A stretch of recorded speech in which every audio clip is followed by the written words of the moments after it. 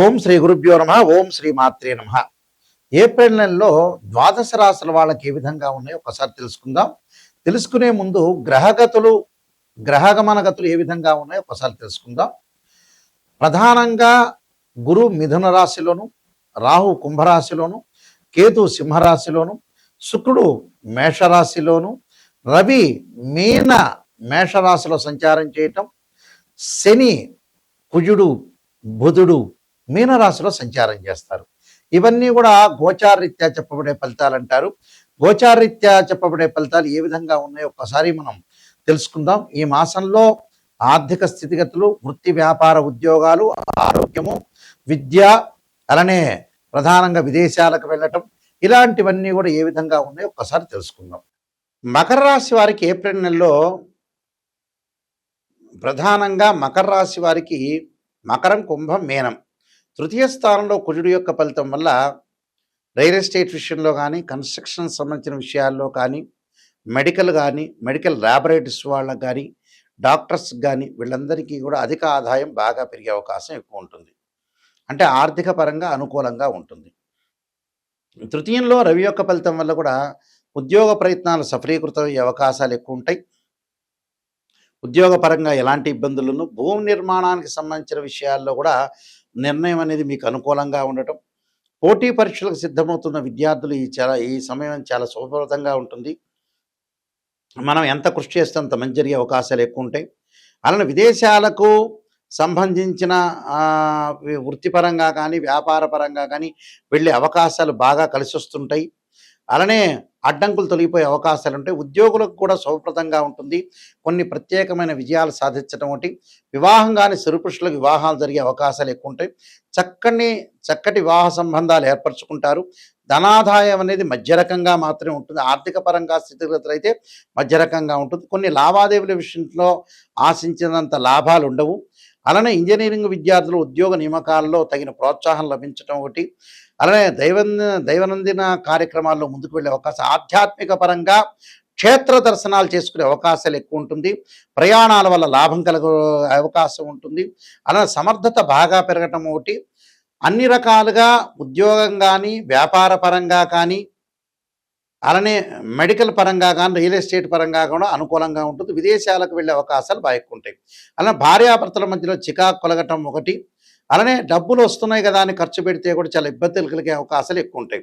అలానే పిత్రార్జిత విషయంలో అన్నదమ్ముల మధ్యలో కూడా అనుకూలంగా ఉండటం ఒకటి, కోర్టు సమస్యలు పరిష్కారం కావటం, పోలీస్ స్టేషన్ కూడా పరిష్కారం అయ్యే అవకాశాలు ఎక్కువ ఉంటాయి. అలానే అధిక ప్రయాణాల వల్ల కొంత డబ్బులు ఇబ్బంది కలిగే అవకాశాలు ఎక్కువగా ఉంటాయి. కొద్దిగా జాగ్రత్త వివరించి నేను చెప్పిన పరిహారాలు చేసుకుని ముందుకెళ్తే మీకు మంచి జరిగే అవకాశం ఉంది. కొత్త ఆదాయ వనరులను వెతుకుతూ ఉంటారు వీళ్ళు. అలానే అకారణంగా ఆసుపత్రులకు వెళ్ళే అవకాశాలు ఎక్కువ ఉంటుంది. అలానే సీజన్ వ్యాపారం వల్ల కూడా లాభాలు కలిగే అవకాశం ఉండటం, అలానే డబ్బు విషయంలో కొద్దిగా మిశ్రమైన ఫలితాలు ఉంటాయి. కాబట్టి ఆర్థిక పరంగా కొంత జాగ్రత్తగా ఉండాలి. ప్రేమ వివాహాలన్నీ కూడా ఫలించే అవకాశం ఖచ్చితంగా ఉంటాయి. నేను కొన్ని పరిహారాలు చెప్పబోతున్నా, ఆ పరిహారాలు మీరు పాటించి ముందుకు వెళ్ళండి. ఈ నెలలో ప్రధానంగా కొన్ని రెమెడీస్ అనేవి చేసుకోవాలి.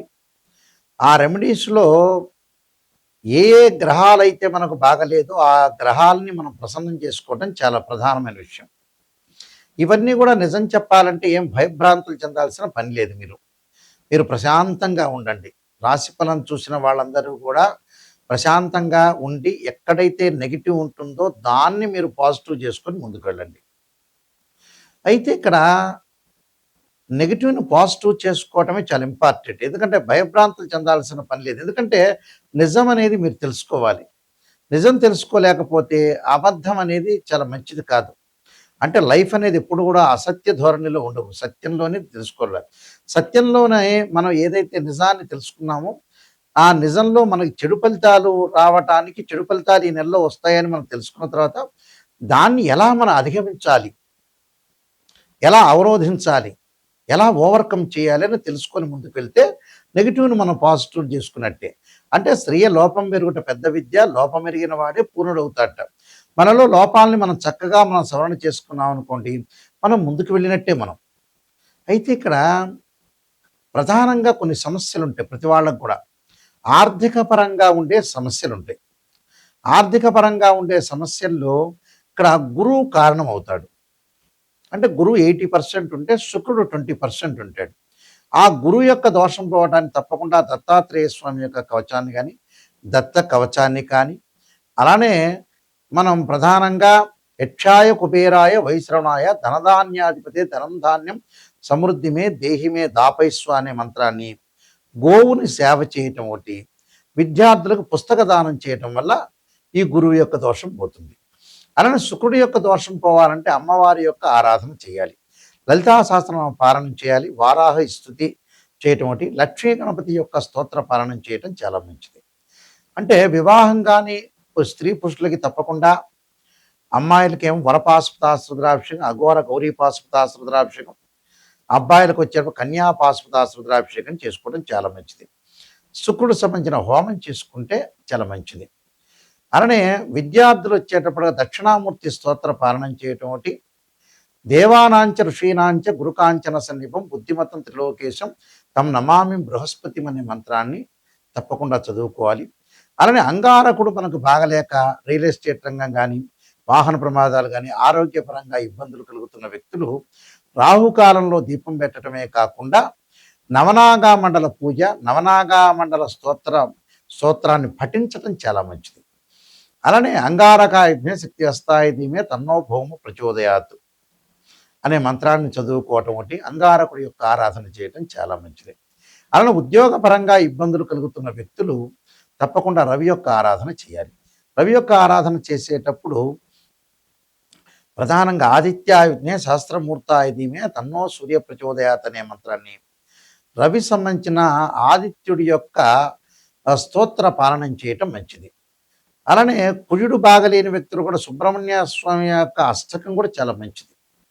అలానే వ్యాపార పరంగా ఇబ్బందులు కలుగుతున్న వ్యక్తులు తప్పకుండా ఓం నమస్వ పంచాక్షరి, ఓం నమో నారాయణాయ నమః అనే అష్టాక్షరి మంత్రాన్ని చదువుకోవటం, వీలైతే అష్టాక్షరి మంత్రం యొక్క హోమం చేయటం కూడా చాలా మంచిది. అలానే మానసికంగా బాధలు పడుతున్నారు, మెంటల్లీ డిజార్డర్ అవుతున్నారు అంటే చంద్రుడి యొక్క ఆరాధన చేయాలి. క్షీరపుత్రాయది అమృతతత్వాయదిమే తన్నో చంద్ర ప్రచోదయాత్ అనే మంత్రాన్ని, బియ్యాన్ని దానం చేయటం చాలా మంచిది. అలానే ప్రత్యేకంగా శత్రువుల యొక్క దోషం పోవటానికి కార్తవీర్యార్జునుడి యొక్క మంత్రాన్ని పఠించడం చాలా మంచిది. దాని తర్వాత వీళ్ళు ప్రధానంగా శని యొక్క దోషం అంటే ఎల్నాటి శని, అలానే జన్మశని, ద్వితీయ స్థానంలో శని, వ్యయశని, కంటక శని. కంటక శని అంటే 10వ స్థానంలో, అంటే కంటక లేదా పొంగు శని అంటే 10వ స్థానంలో శని ఉంటే కంటక లేదా పొంగు శని అంటే వృత్తిపరంగా ఇబ్బందులు కలుగుతాయి అని అర్థం. అలానే అర్ధాష్టమ శని, అష్టమ శని. శని యొక్క దోషం పోవడానికి తప్పకుండా శని స్తోత్రాన్ని చదువుకోవటం, కవచాన్ని చదువుకోవటం, చక్కగా నల్లని ద్రాక్షారసంతో శనికి అభిషేకం చేస్తే చాలా మంచి జరుగుతుంది. అలా రాహుకేతులు అంటే అబ్రాడ్ వెళ్ళటానికైనా, పల్లల్లో ఆలస్యం జరుగుతున్నా రాహుకేతుల యొక్క ఆరాధన చేయాలి. రాహుకేతులకి ఏంటంటే అష్టనాగుల్ని దానం చేయటం, అష్టనాగ పూజ, ద్వాదశ నాగమండల పూజ ఒకటి, వీలైతే సర్పసూక్త పాశుపతాస్త్ర రుద్రాభిషేకం, 2 జంట సర్పాలని దానం చేయటం చాలా మంచిది. కేతు యొక్క దోషం ఉంటే గరికతోటి గణపతి యొక్క ఆరాధన చేయటం, అలా రాహు యొక్క దోషాన్ని కూడా దుర్గా అమ్మవారి యొక్క ఆరాధన చేయటం వల్ల కూడా వీళ్ళకి మంచి జరిగే అవకాశాలు ఖచ్చితంగా ఉంటాయి. అంటే ఇవన్నీ కూడా మనకి ఏదైతే జాతకపరంగా దోషం ఉంటుందో ఆ దోష నివారణ చేసుకొని ముందుకెళ్ళాలి. అయితే ప్రతి నెలలో కూడా మాస ఫలాల్లో మనం చెప్పేది ఏమిటంటే ఇవన్నీ కూడా ట్రాన్సిట్ సిస్టమ్ అంటారు. మనకు 2 సిస్టమ్స్ ఉంటాయి. అందులో ట్రాన్సిట్ సిస్టమ్ అంటే ఏంటంటే గోచార పరంగా చెప్పేది, నాటల్ చార్ట్ అంటారు, బర్త్ చార్ట్ అంటారు. ఆ బర్త్ చార్ట్ను మనం చూసుకోవటం ఇంపార్టెంట్. ఇక్కడ బర్త్ చార్ట్ అనేది చాలా ఇంపార్టెంట్గా మనం చూసుకోవాలి. అంటే ఇక్కడ గోచారం అనేది ఏ విధంగా ఉండబోతుంది అంటే, ఒక చెట్టు ఉంటుంది, ఆ చెట్టు కింద వేళ్ళు ఉంటాయి, ఆ వేళ్ల పైన కాండం ఉంటుంది, కాండానికి కొమ్మలు ఉంటాయి, ఆ కొమ్మల్లో ఆకులు ఉంటాయి. ఆకులు ఎలా ఉంటుంది, సహజంగా ఏంటంటే మనకి రైన్ సీజన్లో వస్తుంది, వింటర్ సీజన్ అలా ఉంటుంది, సమ్మర్ సీజన్లో కిందకి రాలిపోతుంటాయి. అలానే బర్త్ చార్ట్ అనుకోండి, వేళ్ళు అంటే వేళ్ళు అనేవి చాలా స్టాండర్డ్. అంటే వేళ్ళు అంటే ఏంటంటే ఆ వేళ్ళకి బాగా నీళ్లు పోస్తే ఆ చెట్టు బాగా ఎక్కువ వస్తుంది. కాబట్టి అక్కడ వేళ్ళు అంటే ఏంటంటే బర్త్ చార్ట్, ఆ వేళ్ళే చాలా ఇంపార్టెంట్ చెట్టుకి, ఆ బర్త్ చార్టే ఇంపార్టెంట్. ఎందుకు గోచారం చెబుతున్నారంటే మనం ఎంత కృషి చేసినా కూడా ఆవగింజంత అదృష్టం అనేది ఉండాలి. కాబట్టి విత్ ఇన్ సెకండ్లో జరిగే మార్గమే గోచారం అంటారు. కాబట్టి గోచారాన్ని కూడా మనం ఆలోచన చేయాలి. అయితే ఏంటంటే మా దగ్గరికి వచ్చిన వాళ్ళు ఎవరైనా సరే బర్త్ చార్ట్‌లో 16 డివిజనబుల్ చార్ట్స్ ఉంటాయి. అంటే రాశి, హోర, ద్రేక్కాణము, అలానే నవాంశమని, సప్తమాంశమని, దశమాంశమని, త్రింశాంశని ఈ చార్ట్‌లనేది 16 డివిజనబుల్ చార్ట్స్ ఉంటాయి. ఈ డివిజనబుల్ చార్ట్స్‌లో D16 చార్ట్స్ అంటారు. అంటే ఒక్కొక్కటి ఒకటి. వివాహం కాలేదనుకోండి సప్తమాంశ చక్రాన్ని చూడాలి. సంతానం కలగకపోతే. వివాహం యొక్క దోషం ఉందనుకోండి నవాంశ చక్రాన్ని చూడాలి.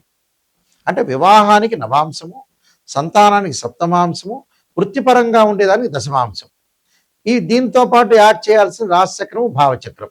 అంటే ఇవన్నీ కూడా మనం యాడ్ చేసుకుంటూ ముందుకు వెళ్ళాలి. సప్తమాంశం ఏంటంటే సంతానానికి సంబంధించినవి. వివాహానికి సంబంధించి D9 చార్ట్స్ అంటారు. అంటే ఈ చార్ట్స్ అన్నీ కూడా తల్లిదండ్రులకు ఏ విధంగా ఉండబోతుంది, మనకి ఎప్పుడు వివాహం అవుతుంది, ఆర్థిక స్థితిగతులు ఎలా మెరుగుపడతాయి, ఫైనాన్షియల్ పరంగా ఎలాంటి డెవలప్మెంట్, ఎంప్లాయ్మెంట్ పరంగా ఏ విధంగా ఉండబోతుందని మన లగ్నకుండల రాశిచక్రంలో ద్వాదశ భావాలను అనాలిసిస్ చేయాలి. ద్వాదశ భావాల్ని మనం అనాలిసిస్ చేస్తేనే మనకు విషయం అనేది కరెక్ట్గా తెలుస్తుంది. ఎలా పడితే అలా మన జాతకాన్ని చెప్పించుకొని ఏదో గురువు గారండి ఏదో నిజం చెప్పొద్దండి, మేము అబద్ధం చెప్పండి అనేవాళ్ళు ఎప్పుడూ నా దగ్గరికి రావద్దండి.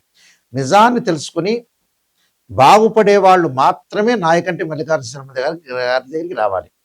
ఎందుకంటే నిజం తెలుసుకుంటేనే మీ వల్ల మిమ్మల్ని మేము సేవ్ చేయగలుగుతాం. మీరు బాగుపడే అవకాశం ఉంటుంది. ఏదో నిజాన్ని తెలుసుకోకుండా ఎవరో గురువు గారిని సంప్రదించి నిజం చెప్పండి, మాకు నెగిటివ్ వద్దండి, పాజిటివ్ చెప్పండి అంటే ఏందా పాజిటివ్ చెప్పడం? జరిగేది ఏదైనా జరుగుతుంది. మనం చెప్పినా చెప్పకపోయినా జరిగేది ఏదైనా జరుగుతుంది. కానీ నిజాన్ని తెలుసుకున్నాం అనుకోండి, ఉదాహరణకి మనం చాలా జాగ్రత్త పడే అవకాశం ఉంటుంది. అందువల్లే స్త్రీయ లోపం మెరుగుట పెద్ద విద్య, లోపం ఎరిగిన వాడే పూర్ణుడవుతాట. చెప్పంగానే జరగదు. గుర్తుపెట్టుకోండి. నిజాన్ని తెలుసుకున్నారనుకోండి మనం సూపర్ స్టార్స్ అయిపోతాం. అలాంటి విషయాలు తెలుసుకొని మనం ముందుకెళ్తేనే లైఫ్ అనేది ఉంటుంది. నేను 14 పుస్తకాలు 15 పుస్తకాలు రాశాను. కాలసర్పయుగము, కాలసర్పయుగ చంద్రిక, రాహుకేతులు, ఛాయాగ్రహాలు, పుత్రగణపతి వ్రతము, సర్వదేవతా గోత్రములు పార్ట్ 1 పార్ట్ 2, స్వప్నశాస్త్రము, దాంతోపాటు నవగ్రహ దోషాలకి తొలగిపోవడానికి దశమహావిద్యల యొక్క స్తోత్ర పారణ, అమ్మవారి యొక్క పారణాలు, అలానే బృహత్ పరిహార సింధు, దాంతోపాటు ప్రత్యేకంగా వివాహ మార్తాండము, జాతక చంద్రిక, ప్రొడక్షన్ ఆఫ్ ఆస్ట్రాలజీ, ఇలాంటి నెంబర్ ఆఫ్ ఆస్ట్రాలజీ బుక్స్ రాశాను. ఇవన్నీ కూడా రాజమండ్రి మోహన్ పబ్లికేషన్ వారి దగ్గర దొరుకుతాయి. కావాల్సిన వాళ్ళు మమ్మల్ని కూడా మీరు సంప్రదించవచ్చు. అయితే జాతక పరంగా ఏంటంటే క్లారిటీ తెలుసుకోవాలి. అలానే మా వెబ్సైట్ ఉంటుంది www.nayakanti.com కానీ nayakanti.in కానీ. ఎవరైనా సరే నిజాన్ని తెలుసుకునే వాళ్ళు మాత్రమే నాకు ఫోన్ చేయండి. నా స్క్రీన్ మీద స్క్రీన్ మీద స్క్రోలింగ్ అవుతున్న నెంబర్ ఉంటుంది. ఆ నెంబర్కి మీరు కాల్ చేసి మీరు తెలుసుకోండి. మీ అందరికీ కూడా ఏ డౌట్ ఉన్నా నా నెంబర్కి పర్సనల్గా నా నెంబర్కే వస్తుంది. నా నెంబర్కి మీరు ఫోన్ చేయండి. మీరు బాగుపడాలనుకునే వ్యక్తులు మాత్రమే నాకు ఫోన్ చేయండి. టైం పాస్ అయిన వాళ్ళు, ఊరికి మాట్లాడదాం అనుకునే వ్యక్తులు ఫోన్ చేయొద్దండి. అయితే మాట్లాడొచ్చు, దాని తప్పు లేదు. నిజాన్ని తెలుసుకోవాలి, నేను బాగుపడాలి, నాయకంటి గారి దగ్గరికి వెళ్ళి నేను బాగుపడాలి అనే వ్యక్తులు మాత్రమే మీరు ఫోన్ చేయండి దయచేసి. మీ అందరికీ కూడా మంచి జరగాలని శ్రీ పరమేశ్వరుడి యొక్క కరుణాకటాక్షం ఉండాలని ఆశిస్తూ సర్వే జన సుఖినో భవంతు.